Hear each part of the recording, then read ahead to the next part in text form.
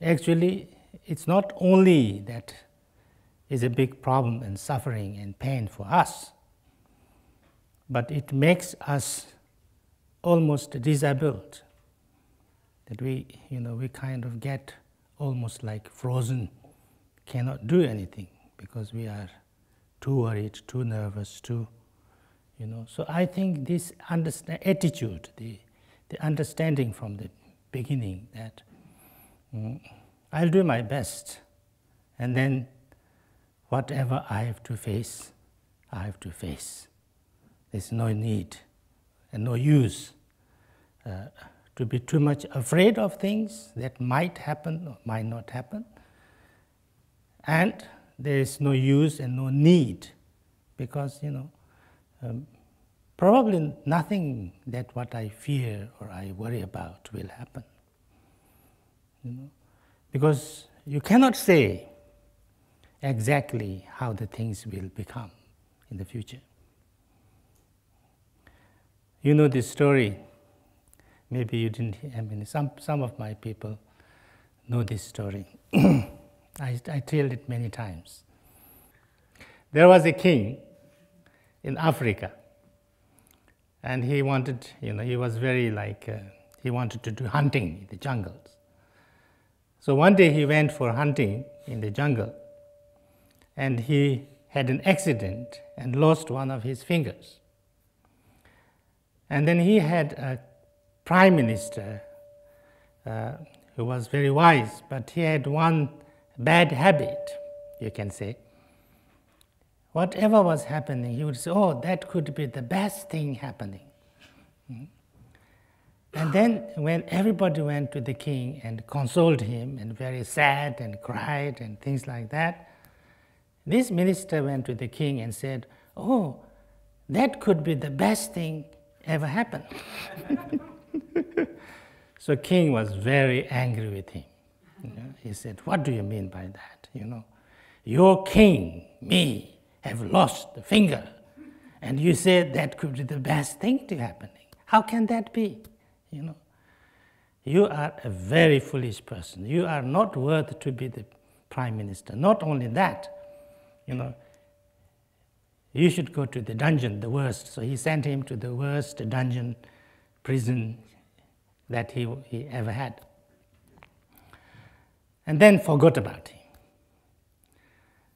Then after a few months, the king again went on a hunting expedition. And that time, he somehow got separated from the rest of the group. And he was caught by the cannibals, people who eat human flesh. So now cannibals took him, bound him on a tree, and they were dancing, doing their rituals, heating up the oil where he was to be fried. And then they washed him, before to, and they found out that he had no finger. And, for those cannibals, it was not possible to sacrifice a human being if his or her limbs were not complete. So he was not good enough. So they just had to let him go. So he was very grateful. He was very upset because his prime minister was so right. That was the best thing that could happen. That he cut his finger, because otherwise he would be dead. So he immediately went back, to his capital. Immediately, even before going to his rooms, he went to the dungeon and took out the wazir and said, I am so sorry, you were so right. You were so right, I was almost, fried alive, but, because of my finger, that I was saved, That was the best thing could happen to me, you were so right, and I was so unjust, that I not only appreciate that, but, I demoted you from the prime ministership, and then I also threw you into this terrible, dungeon. I am so sorry. Can you please forgive me? It's not possible for you to forgive me, but please accept the prime ministership again. And then the man said, no. Maybe that was the most, best thing that could happen to me, that I was put into the dungeon. Again, the king is getting angry. He says, how can that be? I was so unjust, for you saying the most true thing, that I punished you and put into, and you had to go so much trouble.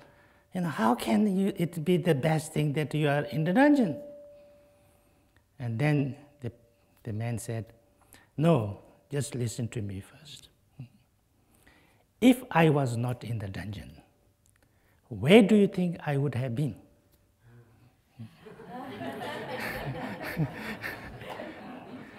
Probably I went with you, for hunting. And if I went there, probably, usually I don't, go very far from you. Maybe we were together when they caught you, and maybe I would have been caught by these cannibals. If I was caught by them, then think what would have happened to me, because I have all my fingers.